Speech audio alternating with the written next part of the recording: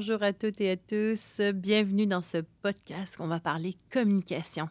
On va apprendre les langages de l'amour et à régler ces conflits, éviter les escalades dans les chicanes de couple et comment justement arriver à régler ces conflits avec bienveillance. Donc, si que vous soyez en couple, que vous soyez célibataire, peu importe le type de relation, c'est pour vous. Je vais vous partager plusieurs outils, je pense que peu importe, dès le moment où on est en communication, vous allez trouver votre compte. En coaching de couple, facilement, je vous dirais 90 viennent me voir pour des problèmes de communication. Communiquer, vous le savez sûrement, ça peut être très complexe. Je pourrais faire une multitude de podcasts sur le sujet. Aujourd'hui, j'avais envie de vous parler des langages de l'amour.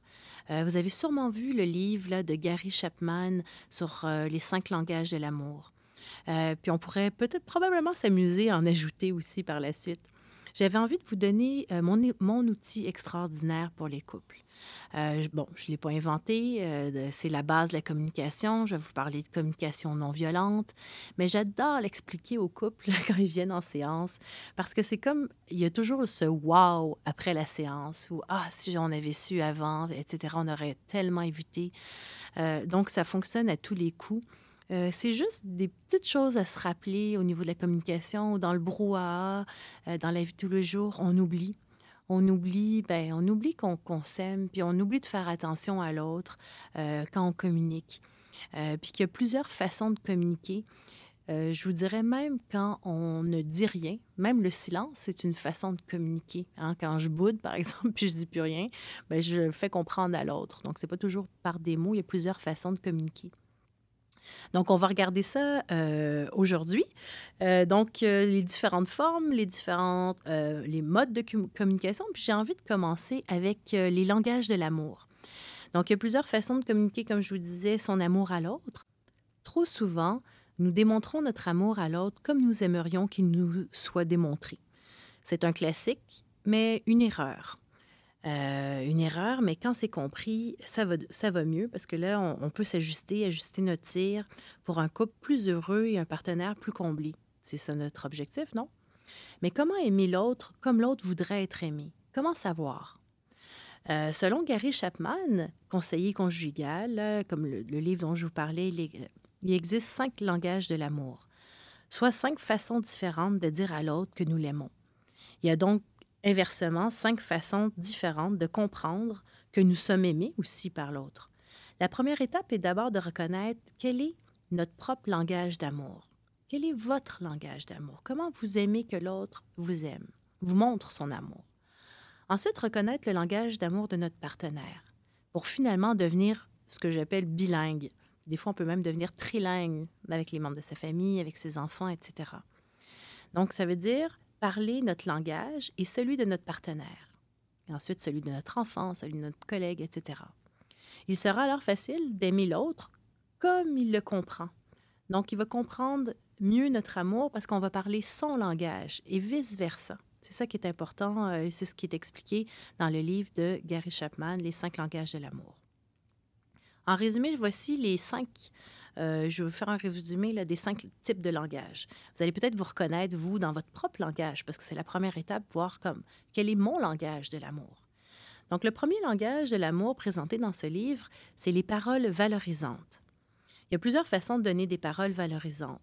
Tu peux donner des compliments, reconnaître les forces de ton partenaire, l'encourager dans ce qui est important pour lui donner de la reconnaissance en le remerciant lorsqu'il a fait quelque chose qui est apprécié, etc.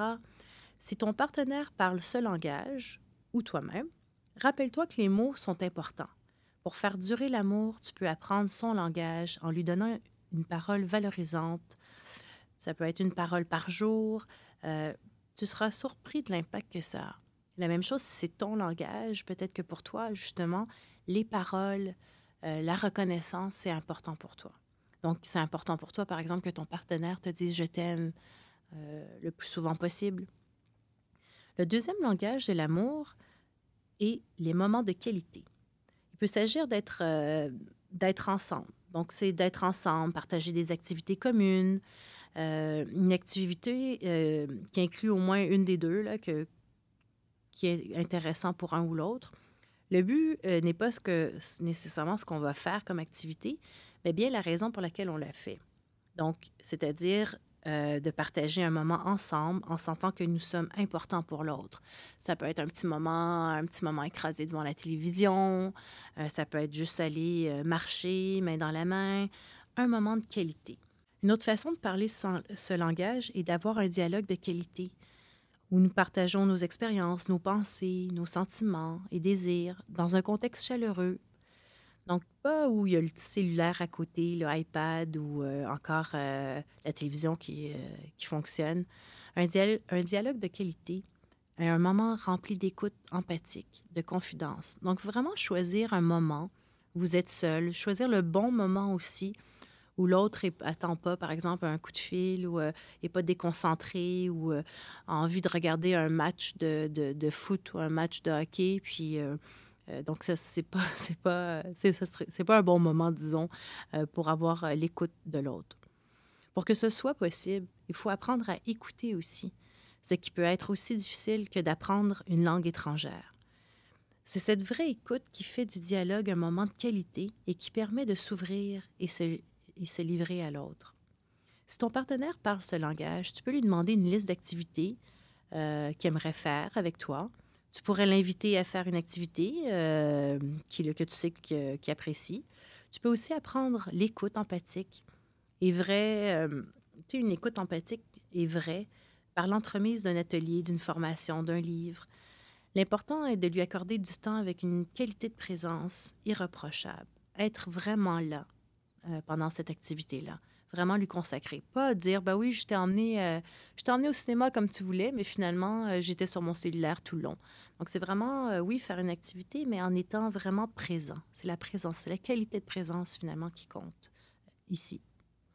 Le troisième langage de l'amour est les cadeaux. Un exemple, ça peut être un cadeau là, que l'on reçoit ou que l'on offre. Ici, c'est la quantité qui compte plutôt que la qualité. Hein. C'est lui donner c'est comme ça que le langage de l'amour avec le cadeau, c'est il aime recevoir des cadeaux. Mais c'est pas une question d'argent. C'est pas d'offrir. Tu sais, des fois, je dis souvent aux gens, c'est pas d'avoir 12 roses, une seule rose, mais c'est l'intention qui compte. C'est ça qui est plus important avant l'argent. Donc, le cadeau, c'est un symbole. Ça peut même être quelque chose de gratuit. En même temps, si le cadeau est le langage d'amour de ton partenaire, ce sera un investissement qui en vaudra la peine et qui sera moins dispendieux qu'une thérapie de couple, finalement, à la fin, si on investit, si c'est vraiment son langage de l'amour. Les cadeaux, par exemple, ça peut être des cadeaux sans contexte. Là. Ça ne prend pas nécessairement à... Ça me fait penser à mes parents, mon père, qu'à chaque anniversaire, offrait le parfum à ma mère, à Noël et tout. Mais entre ça, il n'y avait pas grand-chose, là, surtout vers la fin. Donc, c'est vraiment, des fois, ça peut être une occasion particulière comme ça ou comme ça, inattendue, juste pour, justement, qu'on a envie de montrer à l'autre qu'on l'aime, qu'on a envie de partager ça, bien, d'arriver avec quelque chose, une petite attention, avec le repas déjà fait, etc., avec, comme je disais tout à l'heure, juste une rose qu'on a recueillie dans le jardin pour souligner, pour dire je t'aime. Donc, ça peut être hors occasion spéciale. Il y a aussi le don de soi, hein, ça entre dans les cadeaux. Ça coûte rien. Il s'agit d'offrir ta présence à l'autre dans des moments importants ou difficiles de sa vie. Par exemple, quand ton partenaire, il se passe quelque chose à son travail, c'est un moment stressant, mais peut-être lui offrir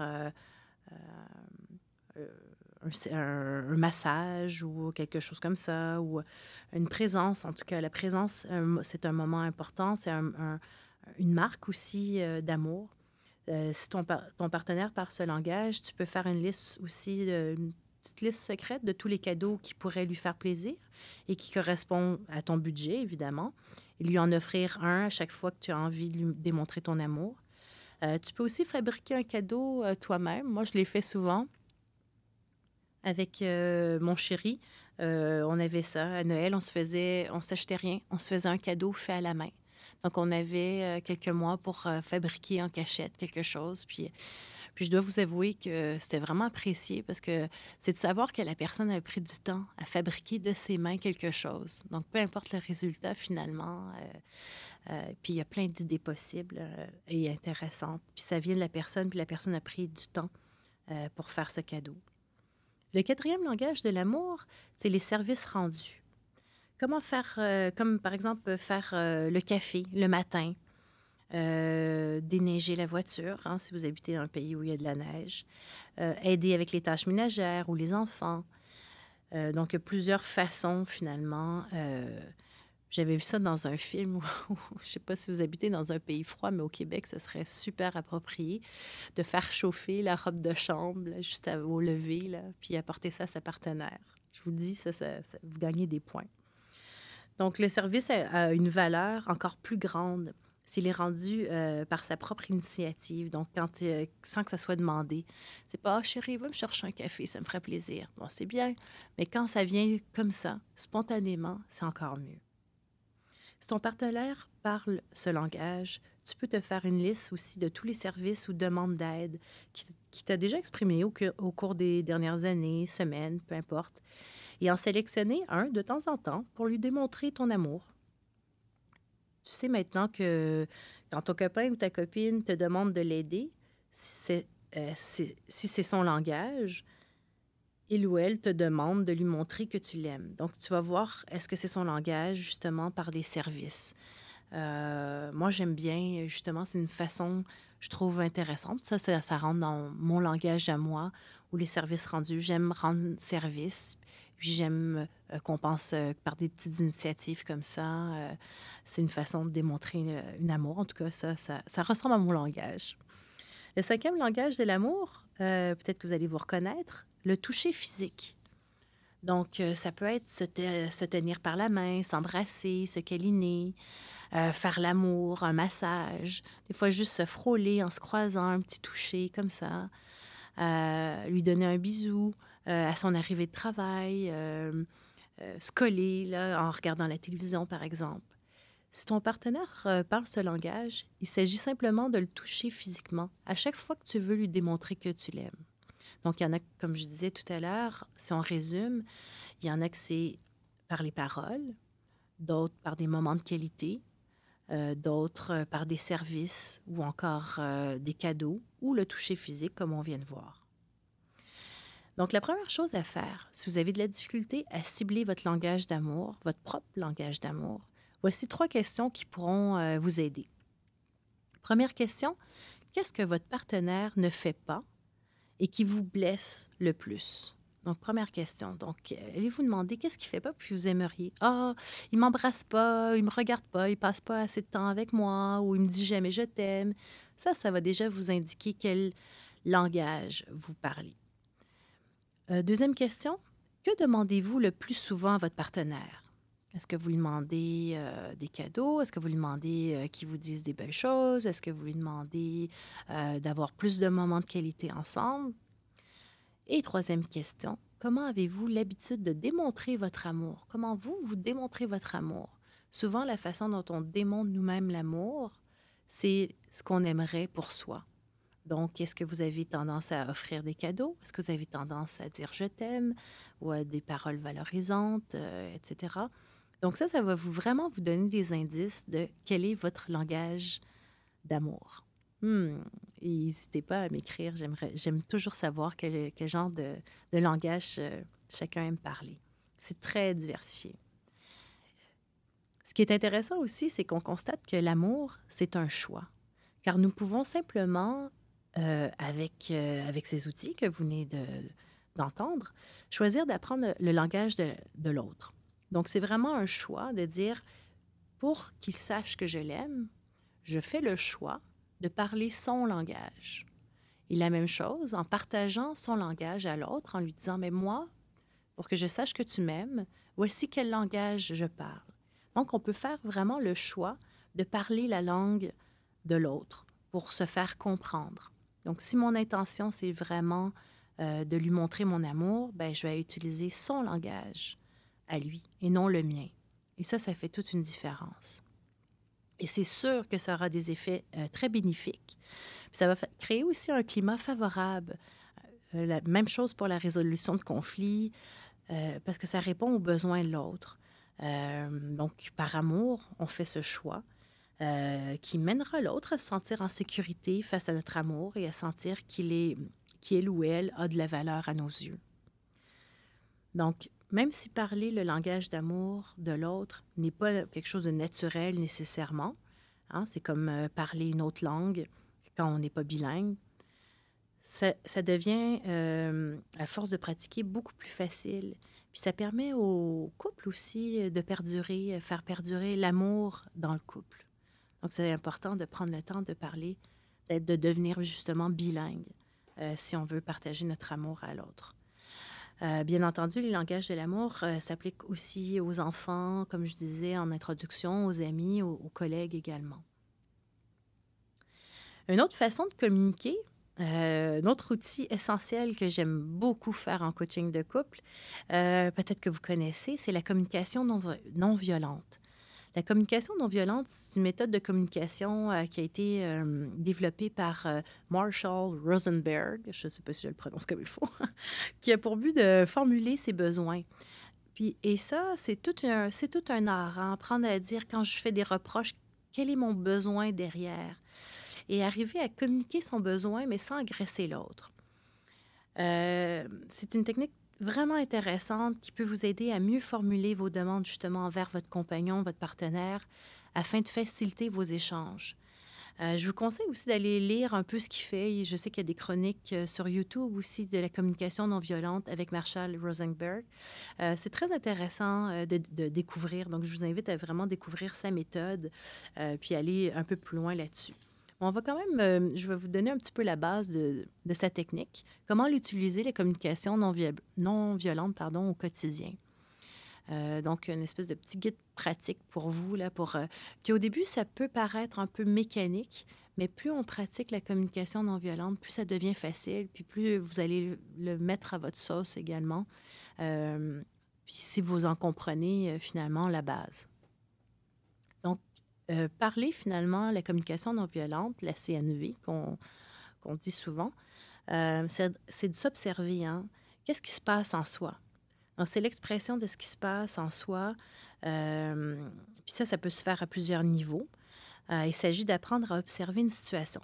Par exemple, il y a une situation, ça ne fonctionne pas, on voit qu'il y a un début de conflit avec l'autre, où on ne se sent pas bien.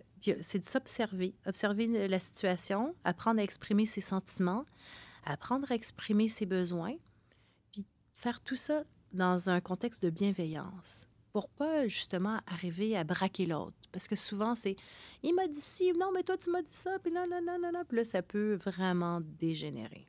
Donc, on veut arriver à exprimer ses besoins, exprimer ses sentiments, sans que l'autre soit sur la défensive, sans être dans l'attaque, pour pas que l'autre braque, mais qui entende finalement vos besoins et ce que vous avez à dire. Donc, une étape, c'est observer. Donc, une observation, là, ça se distingue d'une évaluation. Donc, ça veut dire que s'observer, c'est on est neutre. On est neutre, on est surtout factuel.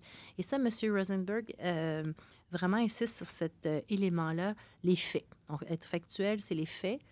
Je vous donne un exemple. Tu fais rarement ce que je veux. Bien, ça, c'est une évaluation. J'évalue. Tu fais rarement ce que je veux. Donc, les trois derniers... ce qu'il faut dire, finalement, c'est « Ah, ben chérie, tu sais, les 3 dernières fois où j'ai proposé une activité, tu as dit que tu ne pouvais pas y participer. » Ça, je commence à faire une observation. J'ai vu que les 3 dernières fois, c'est très factuel. Les 3 dernières fois que je t'ai proposé une activité, tu as dit que tu ne pouvais pas y participer.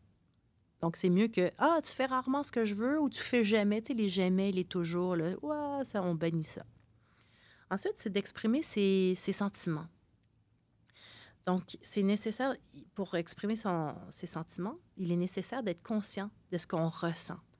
Et ça, c'est un art. Hein? C'est un art à développer. C'est vraiment de dire « Ah, qu'est-ce que je ressens à l'intérieur de moi? » Puis apprendre à développer son vocabulaire affectif.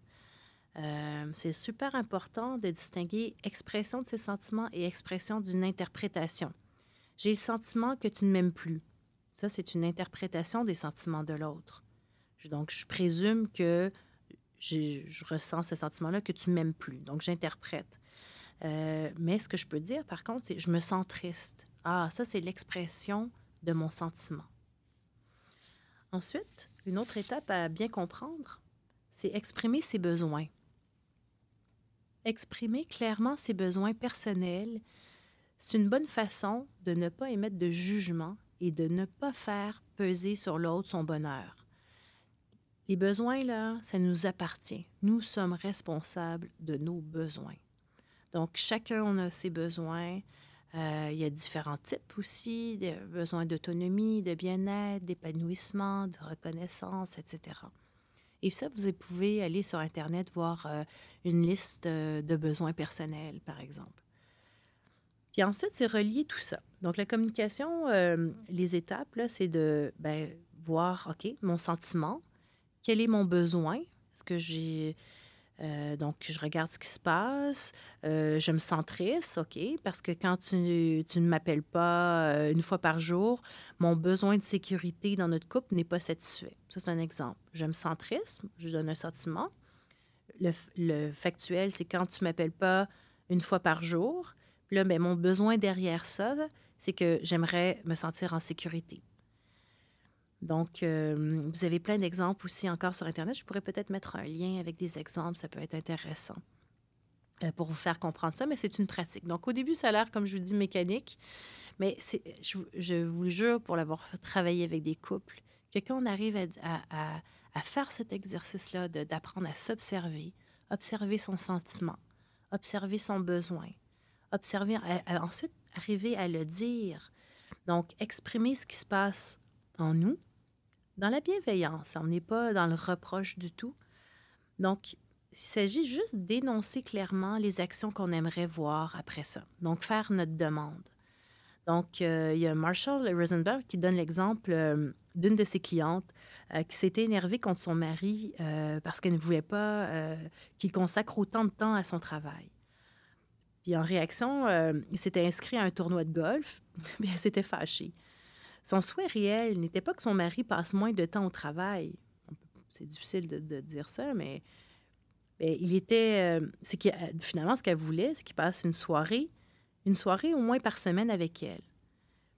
Donc, ainsi, elle exprimait, la demande devient plus intelligible et concrète. Donc, c'est pas que, ah oui, tu passes trop de temps au travail. Dans le fond, ça, on reproche à l'autre. Mais dans le fond, c'est, moi, j'ai besoin de quoi? Moi, j'ai besoin que tu passes plus de temps avec moi. Et c'est ça la réelle demande. Est-ce que tu pourrais passer plus de temps avec moi une fois par semaine, avoir un moment amoureux, etc. Donc, ce qu'il faut retenir, puis M. Rosenberg insiste aussi sur ça, on ne peut pas exiger ou encore moins menacer l'autre. Donc, c'est vraiment la demande, elle doit être suivie d'un conditionnel. Donc, il n'y a pas d'ultimatum, etc. Je t'exprime ma demande, puis l'autre a le droit d'accepter ma demande ou de la refuser. Donc, l'autre est aussi libre. Par exemple, je peux faire une proposition de dire, finalement, est-ce que tu voudrais passer justement une soirée en tête-à-tête avec moi une fois par semaine? L'autre a le choix d'accepter ou de refuser en disant, écoute, je peux peut-être on peut s'arranger pour essayer le plus possible faire une fois par semaine, mais il y a des journées où je ne pourrais pas, alors, ou est-ce que ça peut être quand les semaines où je ne peux pas, je me rattrape en faisant tel truc. Donc, on vient d'établir un dialogue pour essayer de trouver une solution satisfaisante qui répond aux besoins des deux, finalement. Donc, pour la communication non violente, c'est important de vraiment exprimer tout ça dans un contexte, je le rappelle, de bienveillance. On est ouvert, on fait de l'écoute active. Tous ces éléments-là sont bons pour favoriser justement l'échange. Des fois, on est justement dans les conflits où on est... je vais en parler justement quand on est dans les conflits, quand c'est trop intense. C'est peut-être pas le temps d'utiliser la communication non violente. Peut-être juste un peu prendre du recul, se retirer. pour justement prendre un peu de temps pour soi, pour être prêt justement à bien exprimer.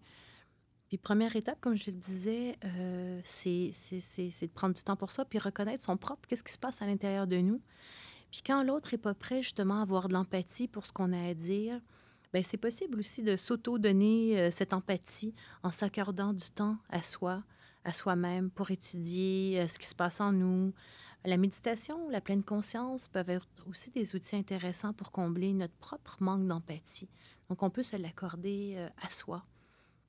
Les phrases, comme je le disais tout à l'heure, pour rigoler, mais ça, c'est des phrases qui tuent, comme «Chérie, il faut qu'on se parle». Ça veut dire que les discussions ou les mises au point, là, surtout lorsqu'elles sont introduites par la phrase il faut qu'on se parle, sont souvent perçues comme des moments désagréables à vivre pour l'autre. Là. Il sent que, oh, ça va pas bien aller. C'est comme s'il y avait qu'il n'y avait que des reproches, des critiques, des ultimatums dans ce genre de discussion quand une phrase commence par Chérie, il faut qu'on se parle. Ça peut faire peur et mettre la personne sur la défensive automatiquement avant même de commencer la discussion. En réalité, on a souvent tendance à exprimer nos besoins de façon inadéquate. Hein? Donc, c'est pour ça que je vous donnais comme outil la communication non violente pour d'abord réaliser son sens, quelle est l'émotion, quel est le sentiment, pour ensuite reconnaître le besoin derrière. Lorsqu'un conflit est mal géré, il est possible de voir une escalade justement de conflits s'amorcer. Là, vous avez sûrement en tête une image d'escalade à un moment donné où ça a commencé par un mot de travers, un geste de travers, puis ouf, on a commencé justement à escalader. Donc, il y a escalade lorsque le ton de voix augmente, l'intensité augmente, les paroles deviennent de plus en plus blessantes. Il semble que la situation soit hors de notre contrôle. Lors d'une escalade, il arrive fréquemment de ne pas savoir comment justement la désamorcer. Donc, j'avais envie de vous donner quelques petits trucs pour justement arriver à désamorcer, des stratégies pour désamorcer quand il y a un conflit. Et ça va aider justement après pour établir ensuite une bonne communication. Tout d'abord, il est primordial de reconnaître que les escalades conflictuelles ne résolvent pas les conflits. Donc, quand il y a une escalade conflictuelle comme ça va juste dégénérer, ça ne va rien résoudre, ça c'est sûr. Donc, c'est inefficace, c'est blessant, c'est inutile et surtout, c'est évitable. Éviter les escalades ne veut pas dire d'éviter de résoudre le conflit. Donc, chacun part de son côté, puis il n'y a rien qui se passe. Non, c'est pas ça que ça veut dire. Ça veut dire d'éviter de se disputer pour pouvoir résoudre paisiblement et efficacement le conflit qui est en jeu. Donc, maintenant qu'on accepte l'inefficacité des escalades, vous êtes d'accord avec moi, nous pouvons nous concentrer maintenant pour voir comment on peut éviter justement ces escalades. Donc, l'escalade conflictuelle s'amorce souvent malgré nous. Donc, il faut se concentrer à la désamorcer. Toujours avoir en tête, je veux la désamorcer au nom de l'amour. Donc, l'amour, le respect que tu as pour ton ou ta partenaire doit être plus important que les désirs mesquins, que ton orgueil, d'avoir le dernier mot, gagner ou démontrer que tu as raison. Donc, qu'est-ce qui est plus important? Avoir raison ou finalement avoir un couple sain, être en amour, être bien, le bien-être et tout. Donc, vous ferez vos propres choix. Mais souvent, quand on est dans cette escalade-là, c'est parce qu'on veut avoir raison, on veut gagner, on veut prouver quelque chose à l'autre, etc. Donc, pour désamorcer une escalade conflictuelle, il faut d'abord le vouloir. Donc, encore une fois, c'est une question de choix. Qu'est-ce que je choisis de faire? Je choisis l'amour ou je choisis la bataille? Donc, je vais vous présenter ici des stratégies pour désamorcer justement un conflit. Donc, si c'est votre volonté de désamorcer, voici 10 stratégies possibles. Donc, première stratégie qui fonctionne, en tout cas pour moi, qui fonctionne très bien, un câlin. Donc, des fois, là, juste dire, quand tu sens qu'on commence à escalader là, un conflit, là, ouf, prendre l'autre dans ses bras. Le câlin est rempli de bienfaits. Hein. On le sait, il y a des études là-dessus sur l'importance du câlin. On l'a vu pendant le confinement, il disait hein, quand on manquait justement de contact humain comme ça, des câlins. Donc, c'est important.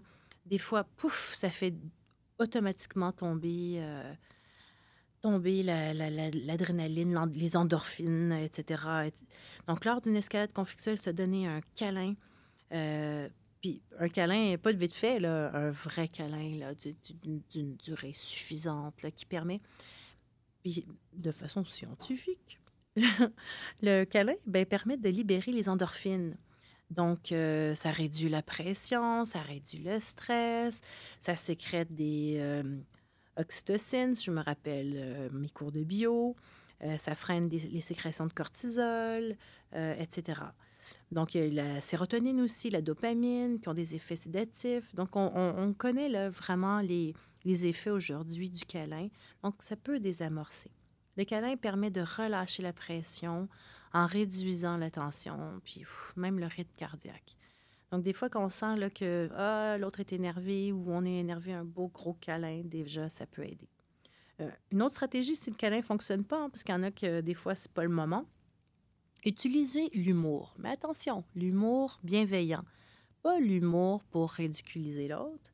Donc, c'est vraiment, on peut utiliser, par exemple, pas de sarcasme, pardon, pas d'ironie, hein, parce que ça, on n'est pas dans l'humour bienveillant. Mais toutes les autres formes d'humour sont bienvenues. Par exemple, utiliser des grimaces cute, juste pour faire rire l'autre personne. Ça peut être une belle stratégie. L'humour, le rire, ça aussi, ça élimine le stress, l'anxiété. Ça favorise aussi l'acceptation, la joie, la détente. Ah oui, à noter que ça rapproche aussi les membres du couple. Ça réduit l'agressivité entre les deux. Ça permet aussi de dédramatiser le problème. En gros, l'humour, là, ça reconnecte aussi. Hein? On parle de complicité. Donc, ça peut vraiment désamorcer la dualité entre les deux. Il n'y a rien de mieux là, qu'un éclat de rire. Là, ça vient couper très souvent une dispute, ou en tout cas l'escalade. Une autre stratégie, c'est faire des excuses. Commencer par reconnaître. Donc, être capable d'utiliser cette stratégie-là sincèrement, ça demande une certaine maturité émotionnelle, une capacité à reconnaître ses torts, à surmonter ses peurs, de passer pour une personne faible. S'excuser nécessite de l'humilité et nécessite de mettre son orgueil de côté. Même si tu es convaincu d'avoir raison, tu peux quand même t'excuser d'avoir déclenché ta partenaire ou pour ta manière de l'avoir abordée. Donc, même si tu étais persuadé que tu avais raison de dire ce que tu as dit, peut-être c'est dans la manière. Donc, commencez la discussion par « je m'excuse », mais je m'excuse des mots que j'ai utilisés, je m'excuse de la manière que je t'ai abordée, j'aurais dû faire différemment. Ouf, ça vient souvent désamorcer et diminuer le ton de l'escalade. Il faut savoir que nous sommes toujours co-responsables finalement de l'escalade. C'est une affaire qui fonctionne à deux. Donc, c'est jamais tout un ou tout l'autre. Là. C'est souvent, on est co-responsable dans ça. On a tous notre façon de participer à la dispute. Comme je vous disais, c'est pas seulement la personne, par exemple, qui crie le plus fort, c'est peut-être l'autre qui se tait et qui ne veut pas répondre. Participe aussi à l'escalade. Donc, pour que l'excuse fonctionne aussi, elle doit être sincère et assumée. Donc, si je viens vers l'autre en m'excusant de la manière ou des mots que j'ai utilisés, il faut que ça soit vraiment sincère. Elle doit être orientée aussi par rapport à soi, non rejetée sur l'autre. Elle ne doit pas être justifiée. Je m'excuse, mais non, on évite les mais. Il s'agit tout simplement d'admettre son tort, tout simplement, sans en ajouter. Tu peux aussi demander à l'être aimé, à ton partenaire, à ton amoureux, à ta chérie ou à ton chéri, s'il y a quelque chose que tu peux faire aussi pour réparer la situation. Donc, c'est s'excuser, mais aussi demander à l'autre, OK, comment je peux réparer ça? Je m'excuse, j'aurais dû t'aborder différemment. Comment je peux faire pour réparer? Est-ce que, tu sais, demander, est-ce que tu me pardonnes? S'excuser demande donc d'être respectueux et d'avoir de la compassion. De bonnes excuses ont des effets vraiment puissants. Essayez ça. Demandez aussi le besoin de l'autre. Selon la communication non violente qu'on a vue tout à l'heure, il y a toujours un besoin derrière un reproche ou une critique. Toujours, toujours selon Rosenberg. Donc, lorsque ton partenaire te critique, te demande, peut-être lui demander, c'est quoi son besoin derrière? De quoi aurais-tu besoin? Quand tu dis, ah, tu fais toujours nanana, bien, peut-être que ton partenaire, elle a besoin de calme, elle a besoin de propreté, d'un endroit propre, elle a peut-être besoin de- donc, peut-être de lui demander de peut-être mieux exprimer son besoin. Un autre exemple, si l'un critique l'autre en l'accusant d'être traîneux, là, au lieu de réagir sur la défensive, on pourrait juste lui demander, ben, c'est quoi ton besoin par rapport à ça, par rapport à mes traîneries, mes chaussettes sales qui traînent à côté du panier? Ça vous dit quelque chose, ça? Cette demande de besoin permet au partenaire euh, qui a émis la critique de mieux peut-être penser, premièrement, mais aussi de mieux formuler son besoin. Ben, j'ai besoin de revenir à la maison dans un environnement rangé, que les traîneries, ben, ça me génère de l'anxiété. Serais-tu prêt à m'aider? Ça serait une façon de peut-être discuter, rendre ça. Là, on vient vraiment d'utiliser une phrase CNV, donc communication non violente. J'ai besoin de revenir, donc j'exprime mon besoin. J'ai besoin de revenir à la maison dans un environnement rangé. Deuxième partie, car les traîneries génèrent de l'anxiété. Bon, c'est mon sentiment, mon émotion. Puis après ça, je formule ma demande. Serais-tu prêt à m'aider? Là, vous avez un bon exemple d'une communication non violente et ça aide à désamorcer.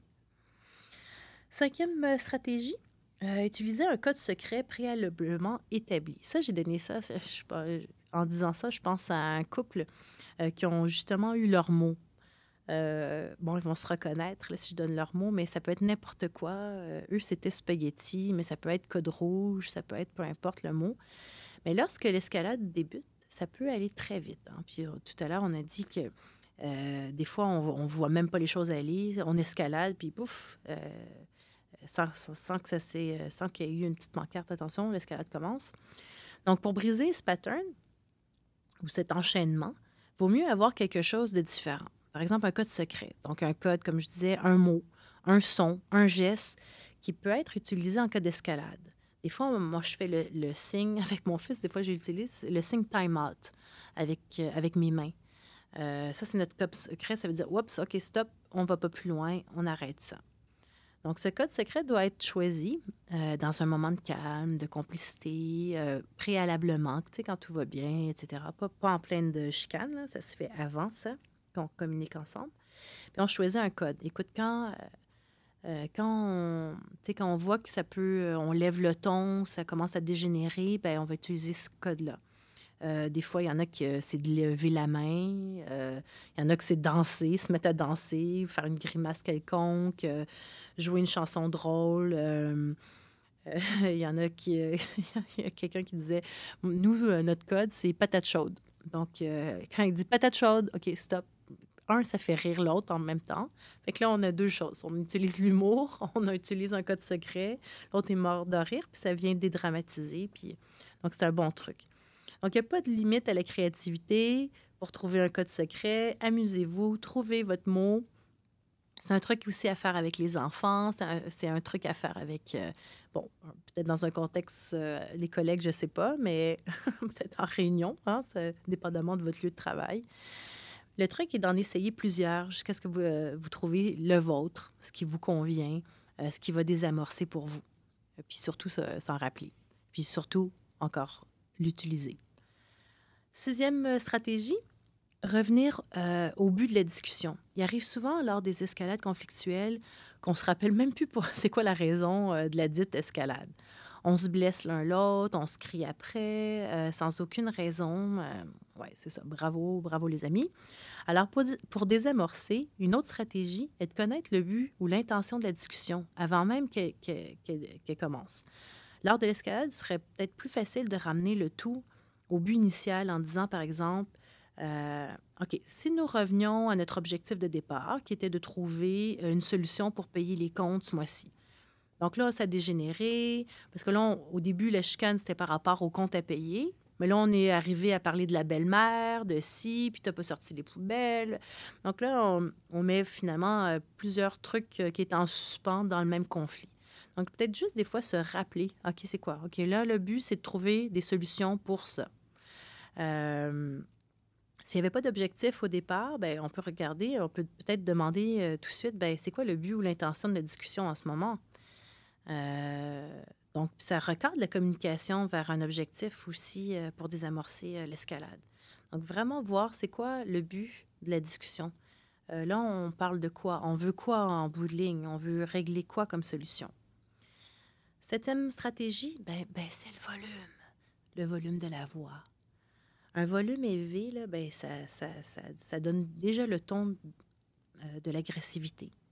Euh, Ça peut être interprété aussi comme on déclare la guerre, puis ça peut être aussi comme une guerre de pouvoir. Chacun crie de plus en plus fort, là, puis essaie d'enterrer l'autre, puis on tente de se faire entendre. Puis c'est une façon aussi des fois de prendre consciemment ou inconsciemment le dessus sur l'autre.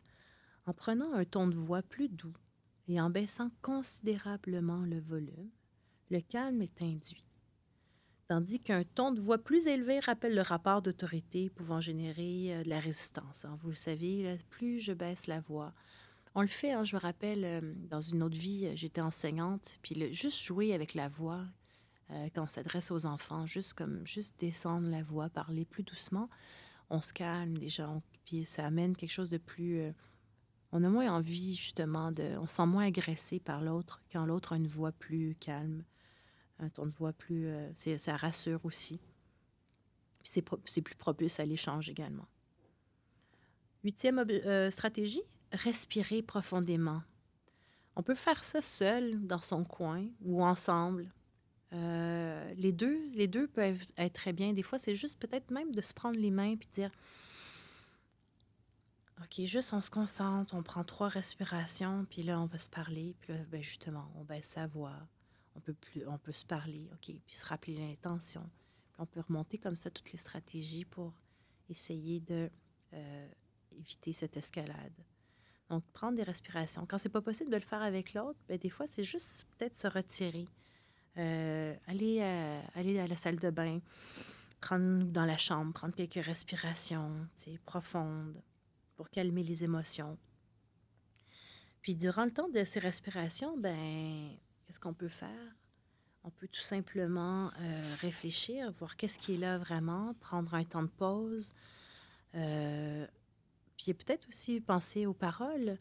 Euh, Puis éviter justement, penser à quelle parole je pourrais utiliser pour ne pas être blessant. Donc, c'est une technique de relaxation anti-stress, mais qui détend les tensions, qui apaise les émotions. Puis souvent, juste la respiration, là, c'est un calme instantané. Une avant-dernière stratégie, changer d'endroit ou des fois bouger. Tu sais, des fois, je ne sais pas si ça vous est déjà arrivé, bon, ça y est, il y a une dispute, puis des fois, juste changer de pièce. Aller discuter des fois à l'extérieur en prenant une marche. Des fois, quand il y a des gens autour, justement, ça nous évite d'élever la voix, hein, parce qu'on n'ose pas élever la voix en public.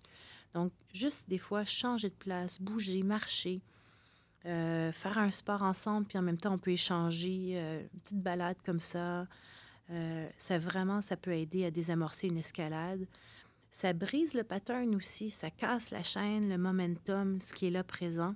Juste le dire, ben quand on va aller prendre la voiture, on va aller au bord de l'eau, on va aller marcher ensemble, puis ça vient casser ce rythme-là. Certains couples aussi font, il y en a qui m'ont dit ça, qui font 10 pompes, là, un peu d'énergie pour comme rebooster avant de continuer la discussion. Bon, à chacun vos trucs, à chacun vos endroits. Moi, je serais plus du genre à aller me promener au bord de l'eau, mais chacun, si ça vous fait du bien, écoutez, faites-le. Il y en a que juste se verser, peut-être s'ouvrir une bonne bouteille de vin, se verser un verre de vin, s'installer au salon ou dans un endroit confortable. Peut-être éviter la chambre. Hein. La chambre, c'est supposé être un endroit de calme, de détente. C'est là où on dort, c'est là où on fait l'amour, c'est là où on se retrouve.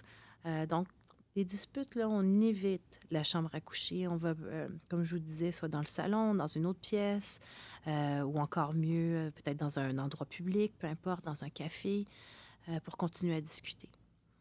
Donc, c'est une stratégie qui est simple, efficace, que vous pouvez faire dès le début.